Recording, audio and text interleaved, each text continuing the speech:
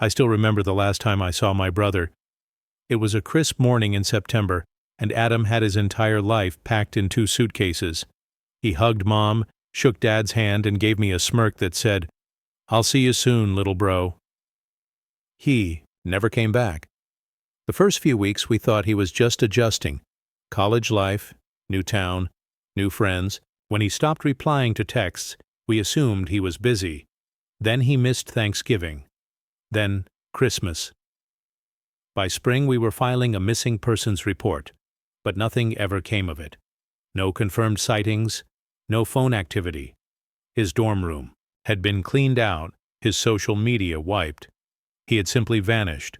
And for 12 years, that's how we lived, with a hole in the shape of Adam. Mom stopped talking about him. Dad pretended like he never existed. But me? I never stopped looking. I used every spare moment digging through online forums, cold case databases, Reddit threads, old college bulletin boards. Every now and then I'd catch a glimmer of hope. A blurry photo, a similar face, a name that matched, but it always led to a dead end. Until last month. It started with a photo on a niche subreddit about obscure religious communes. Someone posted a drone shot of a fenced-off compound in Arizona, claiming it was part of a spiritual wellness retreat that charged insane fees and had bizarre secrecy rules. But what caught my eye wasn't the building or the desert. It was the group of people walking in formation through the courtyard, all wearing matching white robes, and one of them looked exactly like Adam. Same posture, same stride, same hairline. I zoomed in until the image pixelated, stared at it for hours, and finally whispered, "That's him." I didn't tell anyone, not even my girlfriend. I just packed a bag, booked a flight, and flew straight to Tucson. The compound was in the middle of nowhere, surrounded by sand, shrubs, and silence. I rented a car and drove for 2 hours before I saw it. The place was massive. High metal, fences, security cameras, watchtowers. Not exactly the vibe you'd expect from a wellness retreat. I parked far enough to avoid suspicion and started watching. I waited until I saw a few people leave through the outer gates, hopping into unmarked, white vans, some were young, some older, all emotionless. On the 3rd day, I got lucky. One of the outer guards left his post for a smoke break. I slipped through the rear fence and crouched behind a maintenance shed. My heart was pounding so loud I swore they could hear it. That's when I saw him. Adam. He walked past me less than 20 feet away. His face was older, leaner, and sun-touched. But it was him. He looked calm. Too calm. Like he wasn't just surviving, he belonged. And that scared me more than anything. Didn't call out to him. I didn't jump up and hug him. I just watched, frozen in place, as my brother walked into a building labeled Sanctum A. The next few hours were a blur. I took photos. I logged timestamps. I recorded videos on my phone. And that night, I drove back to my motel and collapsed into a chair, staring at the footage like it was a dream. My brother was alive. But something was wrong. Every movement was too precise. Every interaction seemed rehearsed. The people smiled, but their eyes were hollow. It wasn't just a commune, it was a cult. And Adam wasn't trying to escape. He looked like he was part of the leadership. I didn't sleep that night. The next morning I started digging into the group. They called themselves the Path of Radiance, a self-enlightenment collective with a handful of websites, a newsletter, and a few YouTube videos of their charismatic leader, Father Eliam. They preached about shedding ego, surrendering the past, and transcending the illusion of family. My stomach dropped when I saw that phrase. It was a core belief that blood ties were part of the old world, that true identity could only be found through complete detachment from former life connections. That's why Adam never came back. They didn't just convince him to stay, they convinced him to forget us. But I wasn't leaving without him. The problem with breaking into a cult is you can't just knock on the front door and ask for your brother. You have to become one of them. I spent the next day in town learning everything I could about the path of radiance. I found an old forum post from a former member who called the group Smiling Prison Guards. They lure people in with spiritual talks, then slowly strip them of identity, family, even names. One line stuck with me. They rename you on the third day. That's when it becomes real. That's when I decided I needed in. I created a fake persona, a man seeking truth, burned out by the modern world. I emailed the group using the contact form buried on their site. To my surprise, I got a response in just a few hours. We see your longing. Join us in humility. Come alone. No technology, no attachments. Radiance awaits. It included coordinates and a date. 3 days from now. When I showed up, they took my phone, wallet, even my shoes. I signed a waiver I wasn't allowed to keep. Then I walked barefoot through a wooden gate and into another world. Everything was white. The robes, the walls, the flowers. They gave me a new name, Ashar. It meant one who listens. The compound had an eerie calm. People moved in silence, only speaking when addressed. They smiled constantly, but it never reached their eyes. Every word, every gesture felt rehearsed, but I kept my cool, because I had a goal. Adam. On the second day I saw him again. He stood on a platform during the morning sermon, beside Father Eliam himself. His name wasn't Adam anymore. They called him Seraphim. He looked out at the group like a prophet, delivering a speech about releasing the past to embrace divine unity. His voice was calm, measured, not the goofy, energetic big brother I remembered. He scanned the crowd as he spoke, and for a brief moment, our eyes locked. His face twitched, just slightly, before returning to serene detachment. He knew who I was, but he didn't say anything. That night I lay awake in my bunk surrounded by rows of silent, sleeping followers. My head was spinning. He saw me. He recognized me. But why didn't he react? Was he brainwashed? Was he scared, or was he really one of them? On day 3, things changed. I was called to a private session with Father Eliam. He sat cross-legged on a cushion, staring at me with unsettling calm. Ashar, he said softly, you carry shadows. We felt it the moment you stepped through the gate. I just want peace, I replied. He smiled. Peace is not found in secrets. Then he asked me a strange question. If the past no longer serves you, would you still return to it, or would you set it ablaze? Before I could answer, he dismissed me. That night I found a note under my sleeping mat. It was written in my brother's handwriting. You shouldn't have come here. It's not safe. Meet me by the east well at 2 a.m. Seraphim. My heart raced. After all these years, Adam wanted to talk, but why in secret? At exactly 2 a.m., I slipped through the shadows and waited by the east well, a stone structure hidden behind a meditation garden, and then he appeared. No robes, no serene smile. Just Adam, in plain clothes, eyes filled with something I hadn't seen in years. Fear. Josh, he whispered, and for a second I thought he might hug me. But he didn't. Instead, he looked over his shoulder and said, You need to go. Now. I'm not leaving without you, I said. He shook his head. You don't understand. This place, it's not what it looks like. They don't let people leave. Not really. Then come with me. I can't. I tried once. They punished me. I don't even remember how long I was locked up. They call it the light chamber. But it's not light. It's darkness. It's isolation. They break you. I felt sick.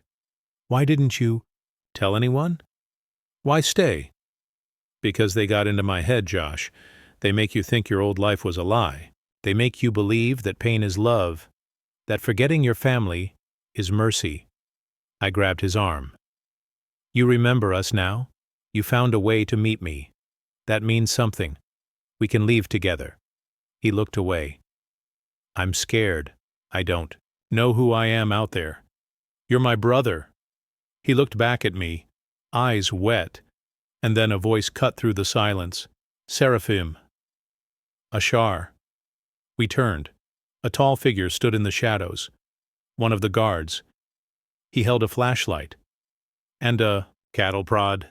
The guard's flashlight beamed straight into my eyes, blinding me for a moment. My heart slammed in my chest as I pulled Adam behind the well, hoping the shadows would shield us. "Move!" the guard barked, stepping forward. He was tall and broad, his body language cold and menacing. He raised the cattle prod, flicking it with a menacing crack of electricity. Adam stiffened beside me, his face pale, but there was something else in his eyes now. Recognition. He knew this was the moment when everything could change. "Please, don't," Adam whispered, his voice shaking. "It's not worth it, Josh. I've made my choice." I couldn't believe what I was hearing.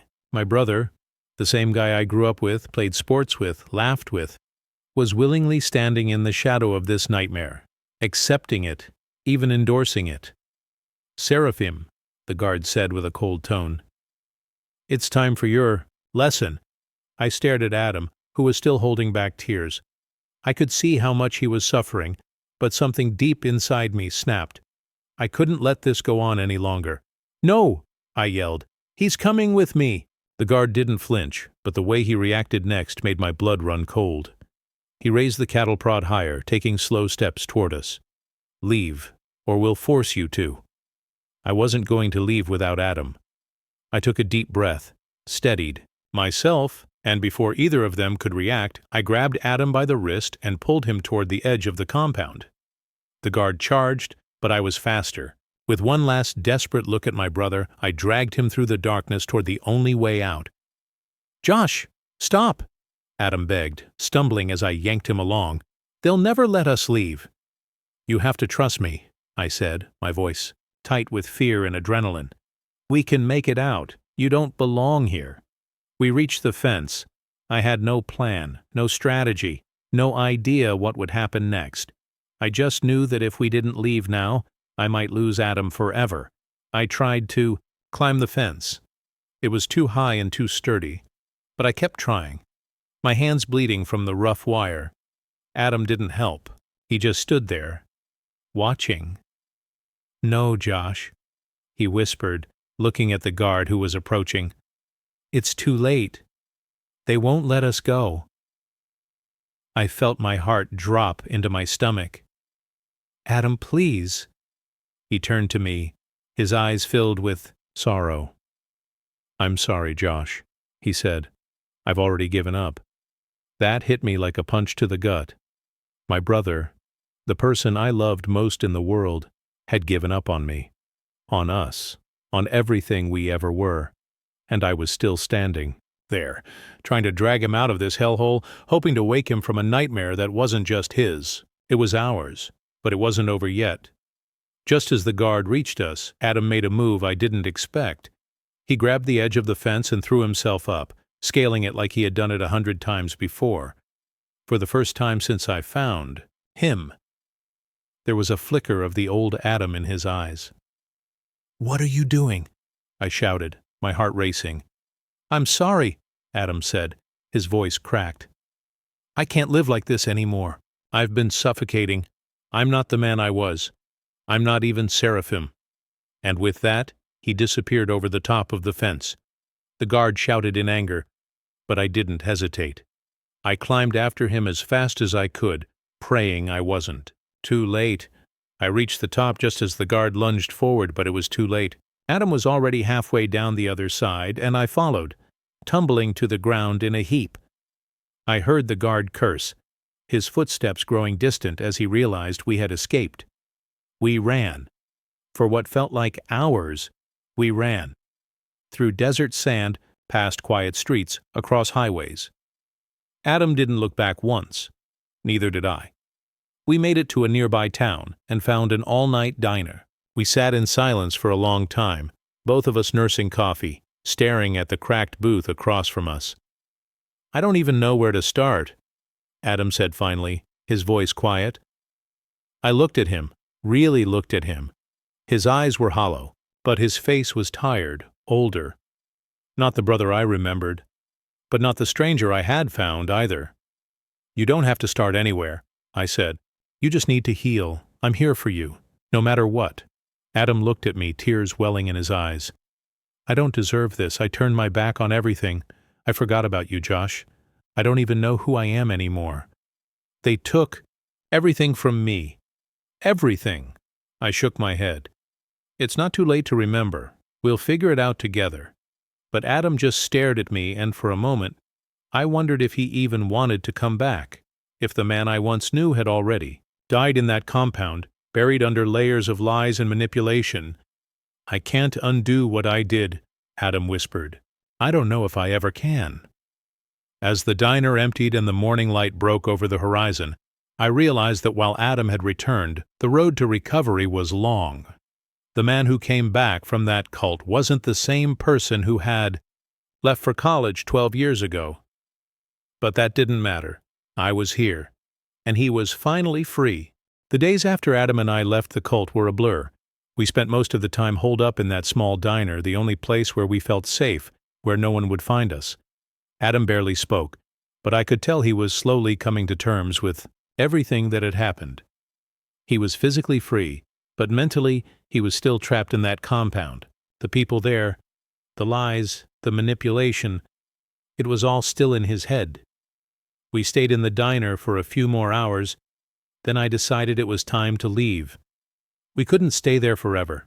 The longer we did, the more likely it was that someone from the group would find us. "Where are we going?" Adam asked, his voice weak but clear. "What happens now?" "Anywhere but here," I said. "We'll figure it out. You're not alone anymore." I stood up and grabbed my jacket. Adam did the same, looking at the door like he wasn't sure. He wanted to step into the world that had moved on without him. He'd been gone for 12 years, 12 years of silence, of being erased, and now he was here, standing in front of me like a stranger. But he was my brother, and that meant something. We drove all day, not really knowing where we were going. Adam didn't talk much, and I didn't push him. We needed to be somewhere far away from the cult, from the people who still controlled his life in ways he couldn't even understand. Finally, we pulled into a small motel by the side of the highway. It was cheap, quiet, and had just enough space for us to breathe. The first night, Adam didn't sleep. He sat on the bed, staring at the wall, his hands shaking. I knew he was battling his demons. The memories of the cult, the chanting, the forced rituals, the brainwashing, they were all still fresh in his mind. He had to fight them, just as much as he had to fight the overwhelming desire to go back, to be with the people who had stripped him of everything he once was. I didn't know what to do. All I knew was that I couldn't let him face this alone.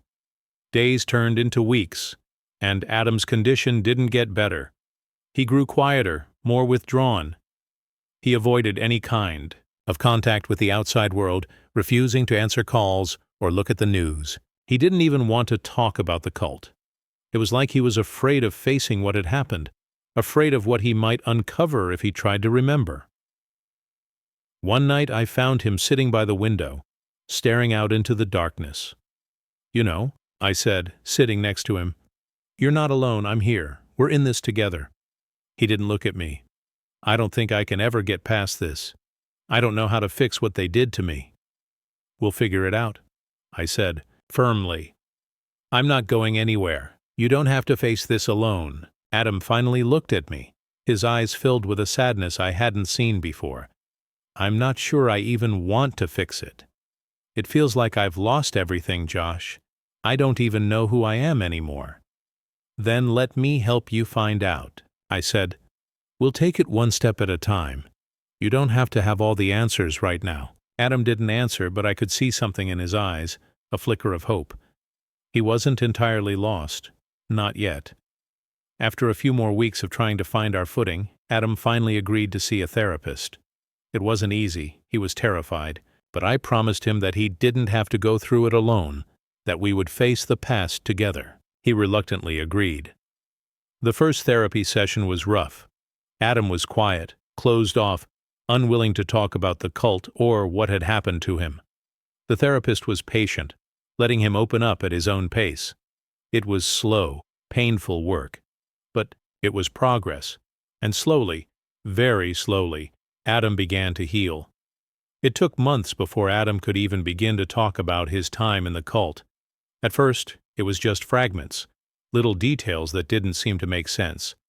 The chanting, the long hours of isolation, the mind games they played on him. It was as if the longer he stayed, the more his sense of self began to disappear. But as the months went on, Adam started to remember more. He started to piece together his life before the cult. He remembered the man he had been before he left, for college, the brother I had grown up with, and he started to reclaim those pieces of himself, one by one. One day, Adam sat down with me in the motel room, his face serious. "I need to go back," he said quietly. I looked at him, confused. "Back to the cult? No, Adam, you're not going back there." He shook his head. "Not to the cult. I need to find the people who helped me get out. I need to know how they knew. I need to thank them." It took me a moment to process what he was saying. Adam wanted closure. He wanted to understand how he had been freed from the cult, how someone had reached him, pulled him out of the darkness. I agreed, and together, we started the journey back. What we found in the end was something neither of us had expected. The people who had helped Adam escape weren't just random ex-members of the cult. They were former leaders, people who had once been in positions of power within the group. They had walked away, risking everything to expose the truth. They showed us how deep the web of manipulation went, how carefully the cult had engineered their control over its followers, and they helped Adam find the last pieces of himself, the ones he had thought were lost forever. It took a long time, but Adam was finally free. It wasn't just freedom from the cult, it was freedom from the guilt, the shame, the fear. He was no longer a puppet. He was no longer someone else's project. He was Adam again, and as we stood there, watching the sun set over the horizon, I realized something. We hadn't just escaped a cult. We had found each other again.